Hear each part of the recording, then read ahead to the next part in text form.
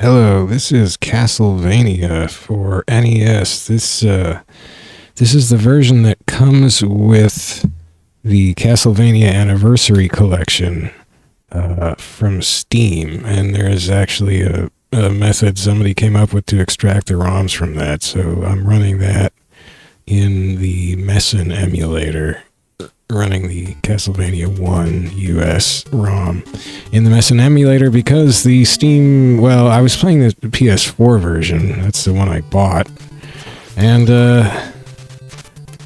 it just didn't do aspect ratios. Its aspect ratios were messed up.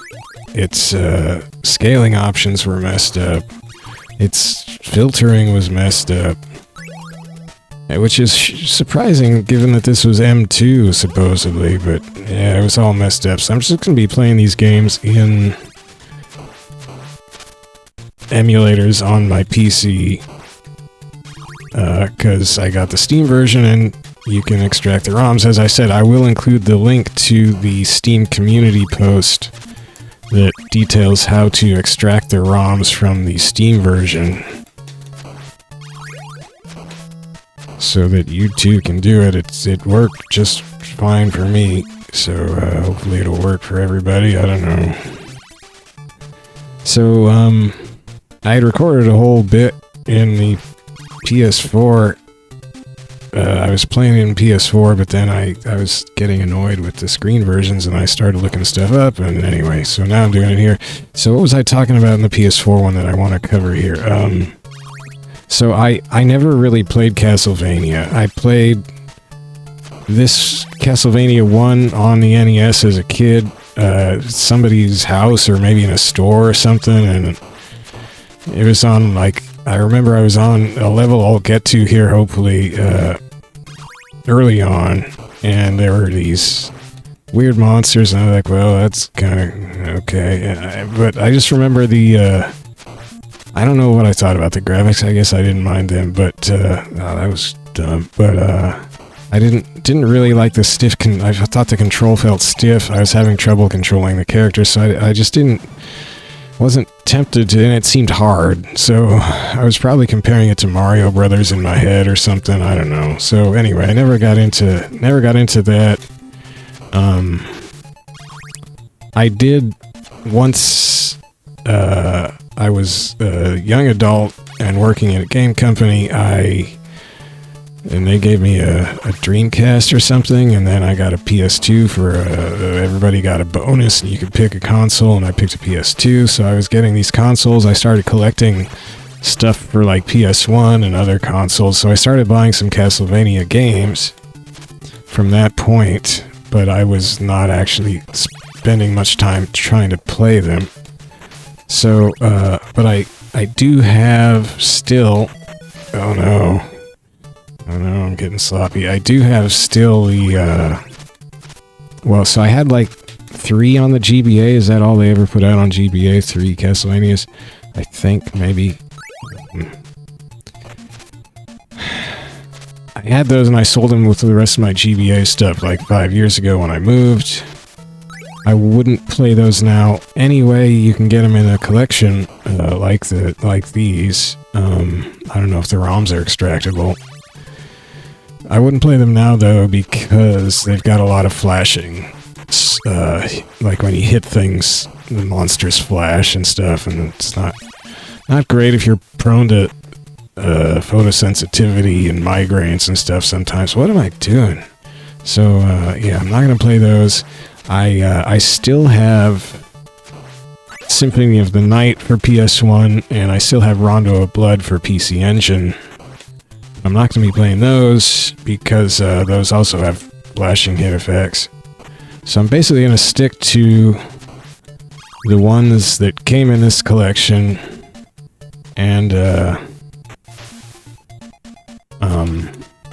Castlevania Chronicles for PS1, which I do also have from when I was collecting PS1 stuff back in the day. Well, not back in the day, around, I don't know, 2000, I don't know when it was exactly. And that game, Castlevania Chronicles for PS1 is 2 ports of this game, of Castlevania 1, but one for the Sharp X68000 computer from Japan, and then a sort of remixed version of that that is easier, and I think they changed the graphics around for some reason. So I'll probably, if I manage to enjoy Castlevanias and want to keep playing them, I might get around to playing that. There's also the Arcade Archives versus Castlevania, which is another version of this game, of Castlevania 1, but like twice as hard or something. Like, I think enemy hits do twice as much damage, and the colors are supposed to be nicer though, so I don't know. Oh, come on, how? Oh, that was dumb. I don't know what I'm doing.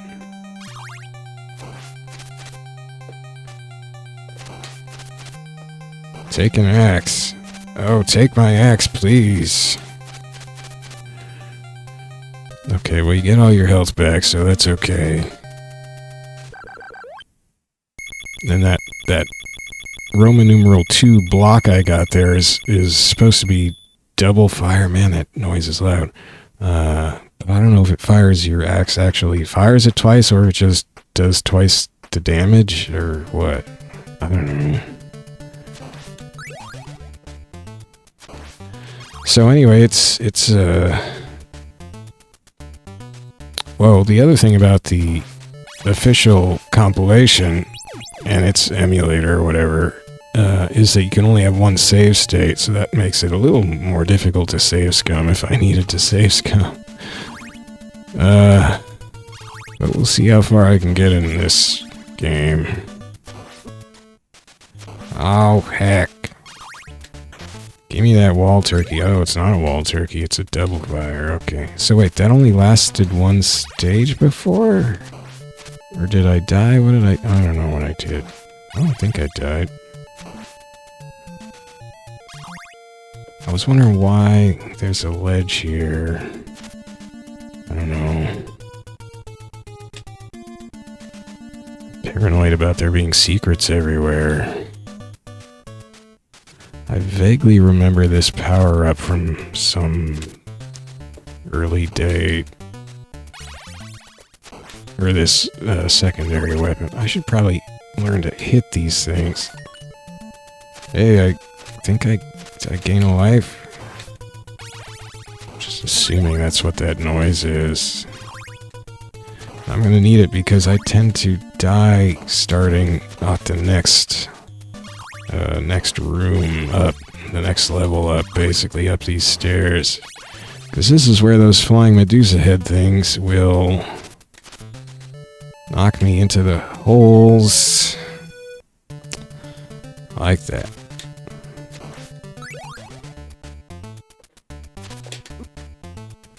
Oh.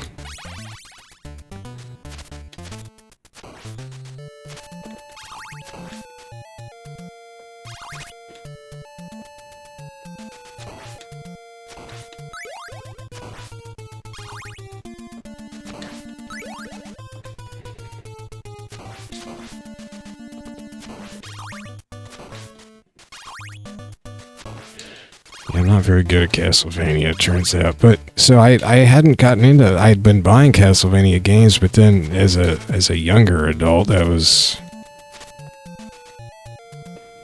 a long time ago. That was like 20 years ago, I guess.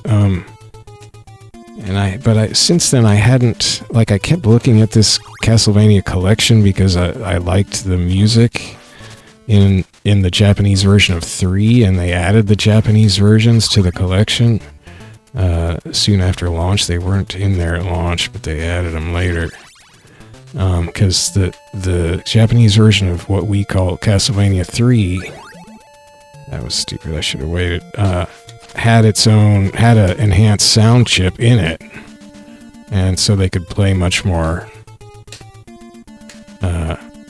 complex music, and it's really good. But I kept looking at the gameplay and thinking, I don't want to play that.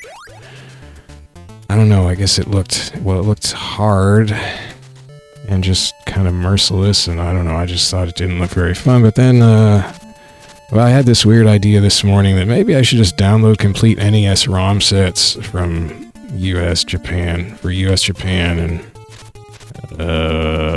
what's the other region that I got? Europe, and,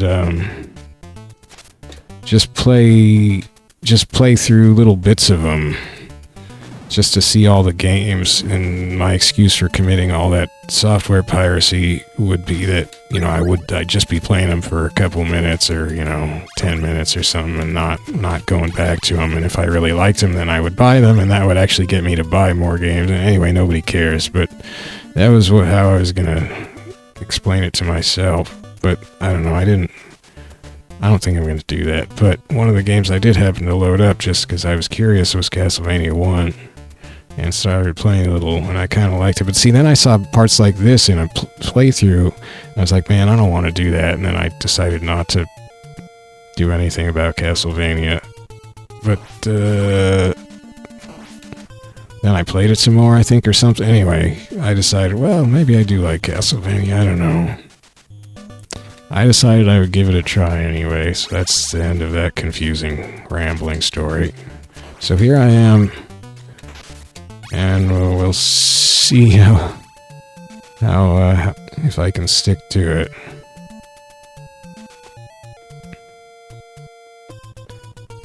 I am kind of surprised how iffy that collection's settings are, though. But you can extract the ROM, so that's cool. Thank goodness for the internet people, smart people on the internet figuring that out. Although supposedly also these are the like initial versions of the ROMs or something, or the dumps or whatever, and they're prone to crashing sometimes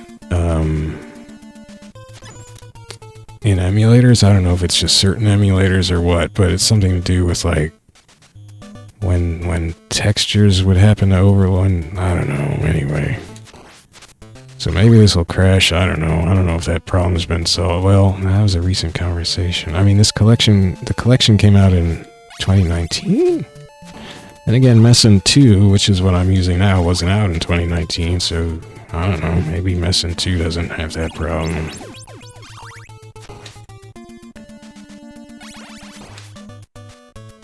Anyway, I'm up super late now at this point, having tried to get everything set up for now collection 2. Anyway, it's late.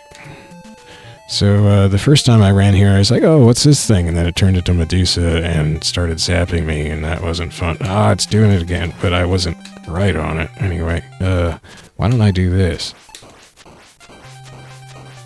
Uh-oh.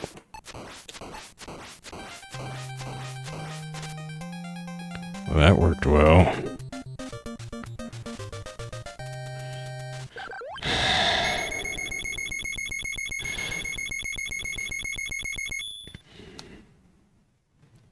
Sweet.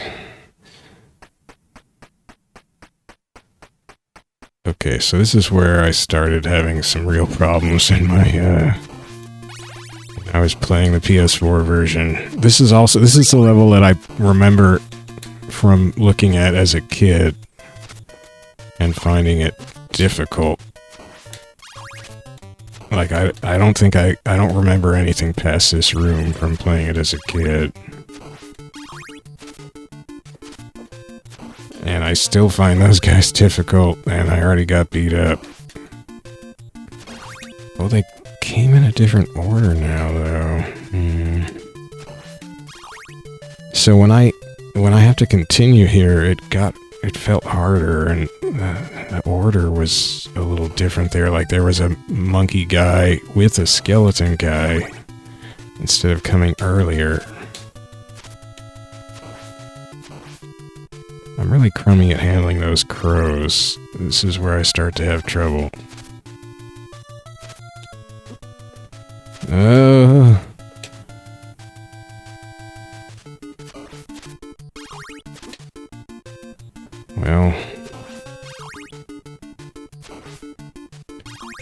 Wasn't pretty, but it got him. I'm gonna die anyway, though, from health loss. That sucks. Oh, I do have... Ah, shoot! Was not prepared. I do have the holy water I could have dropped on his head. I think it's called holy water. I don't know. I love these statues, the way that pixel art captures them.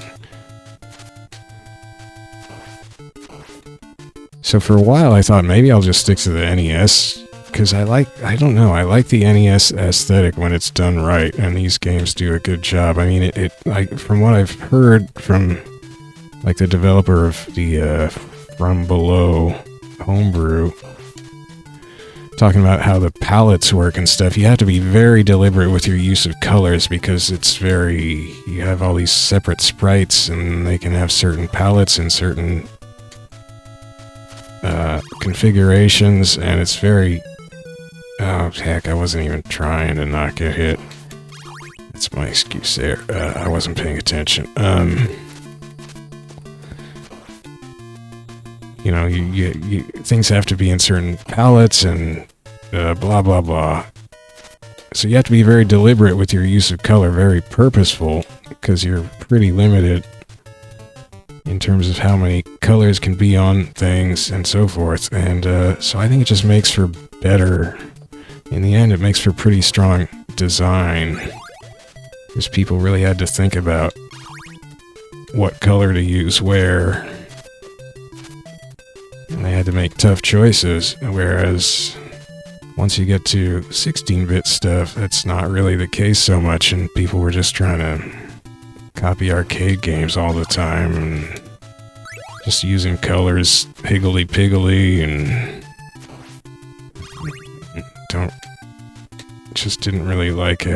still don't really like how NES and a lot of NES and Genesis games look. NES at least seemed... Like, Genesis still seemed kind of limited in terms of color use, and it just resulted in a lot of kind of messed up looking stuff.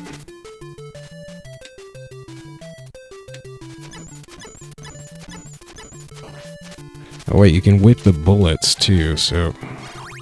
Okay, I'm doing better now. Maybe there's less input delay, I don't know. Maybe it's just that I've been playing it more. I do have the pocket watch as well. I gotta remember that I can use my sub-weapons, like, against non-bosses if I'm in trouble, you know? Okay, good.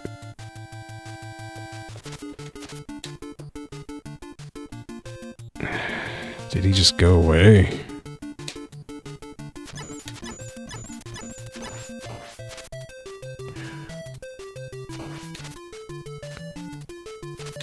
Oh, shoot. Don't mess with me, Crow.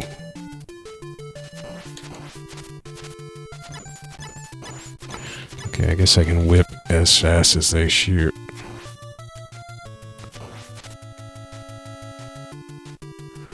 If I fall down now, I'm gonna be sad. Ooh. Well, look at that tower. Shoot.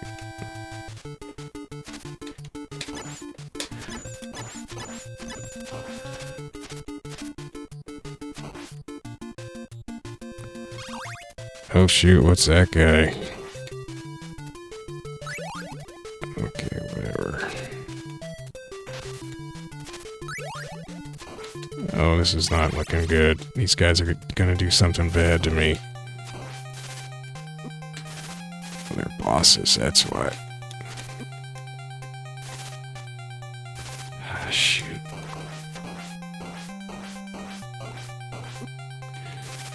Ah.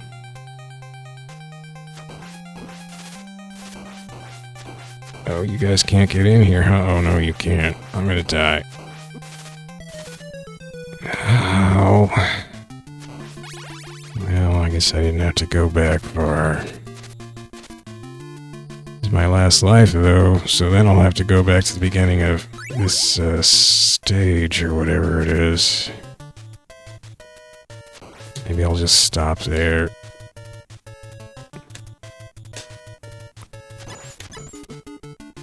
Oh no, my whip is too short. My flail, rather.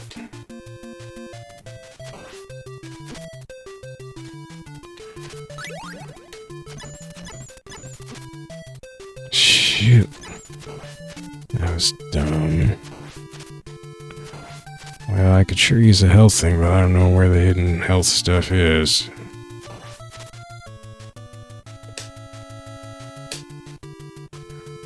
Hitting the jump button extra hard because I didn't want to fall, you know?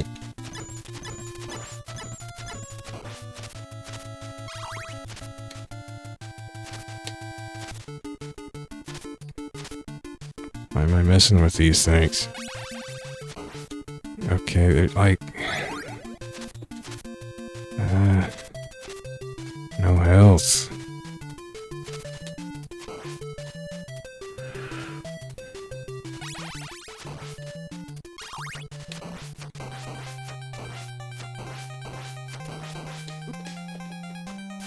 Oh, great.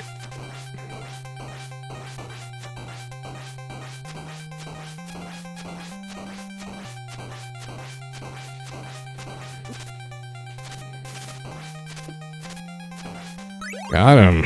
I was at... Oh, shoot, that wouldn't have hurt. Wow, I was down to 1 pip of health. Okay, I'm gonna stop there.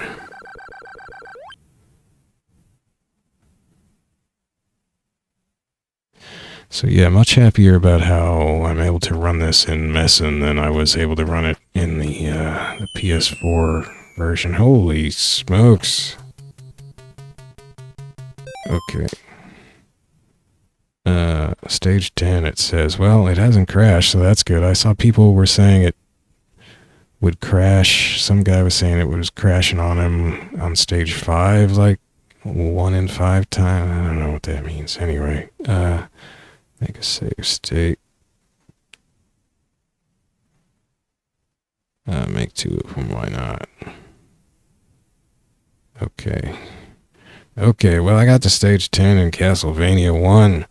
It's pretty good. I'm having fun. You've got... that was another thing. I heard somebody saying, maybe it was on the Maximum Power Up podcast or something. An old episode. I'm listening through those. Some of those drag a bit, but saying that maybe it's in that, or maybe it's a playthrough. I don't know. Somebody was saying somewhere in something I listened to that, yeah, you've got unlimited continues in the Castlevania games, so, you know, you can get through them eventually, even though they're hard. And I was like, oh, I didn't realize that. Well, maybe I can take a stab at them. So here I am taking a stab. I'm having fun in Castlevania 1, so I guess I'll be back and try getting further. So yeah, the plan is if I can hack it, well, I mean, that's just an expression. If I can get through these games as I hope, I'll be playing them in the order that they were presented in the menu of the Castlevania Anniversary Collection, because I don't have a particularly better idea in what order to put them in. And then after that, I guess my idea is that I'll play the PS1 Castlevania Chronicles. And then maybe after that, if I still want to play more ports of the first Castlevania and harder ones, I'll play the Arcade Archives versus Castlevania. Anyway, that's my idea. As I said, I can't play the GBA ones or Symphony of the Night or Rondo of Blood because those have lots of flashing effects. And then I was looking on PS3 today. There's still a bunch of Castlevania stuff on the PS3 store that you can buy in theory if you have money, and just you put money, like I have to do it through my PS4, I think, put money on my account, and then I can buy stuff on the PS3 store. But yeah, it's a lot of there's 3D games, games with 3D graphics. I remember playing a demo of one of those, I thought, back in the day, but there's demos of them now, and they didn't seem familiar. I guess I only tried the first one. Yeah, I tried the first one, and it was really not what I wanted, so I just decided to forget it. The first 3D one, I forget what those are even called. And then for PS3, and then there's a PS2 Lament of Innocence. Maybe I think I might have bought that one at some point. Anyway, that one, looking at it now and on YouTube, that one doesn't appeal to me. There's two on N64, but those look even worse. 3D wise, just not what I want. And then there's a sort of high res thing on PS3 that was like, I guess it was the idea, it was online. You could have, and it had a bunch of levels that were sort of in the style of certain of the 2D Castlevanias, including I think some of the GBA ones. And they released DLC with more of that styles of Castlevanias from other Castlevania games, and but it was all weirdly zoomed out and kind of goofy and a lot of UI junk all over the place. I don't know, it just seemed kind of goofy and not just trying to be its own, like, what sounds silly to say, a serious Castlevania game, but yeah, it was just some kind of goofing around with the pieces of a Castlevania and not really trying to be a cohesive game is what it looks like. I don't know. I don't think I want to play that, whatever that is supposed to be. So yeah, I'm just gonna stick to the older stuff, I guess, which I'm enjoying. I'm gonna stop now because it's stupid late. And we'll come back to this at some point in the not too distant future, I think. Okay, thanks for watching. See you later, and let me know what you think of Castlevania.